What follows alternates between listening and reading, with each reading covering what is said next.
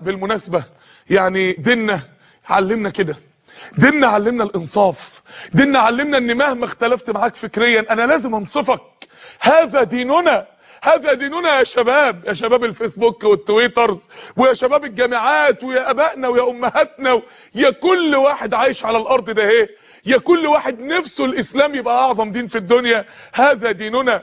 انا يعني الشهور اللي فاتت يعني نتيجة الاعلام المضلل للاسف الشديد اللي احنا كونا بناره، اللي انا طلعت الحلقة دهيت ولا زالت اعراضنا واعراض الدعاء الى الله بتنهش نهشا على هذا الاعلام المضلل ده. طلعت فيه اشاعة على دكتور محمد البرادعي ان بنته متزوجة واحد غير مسلم. الاشاعة طبعا صعبة يا اخواني، يعني وللاسف الشديد للاسف يعني كثير من المصريين كانت الصورة مشوشة عندهم في هذا الامر. انا بقول كده بمناسبة ان لازم كلنا نتوحد على المطالبة بشرع ربنا، لازم كلنا نبقى ايد واحدة واحنا بنقول معاك يا رب، مصر معاك يا رب، مصر معاك وعلى العهد يا رسول الله عليه الصلاة والسلام.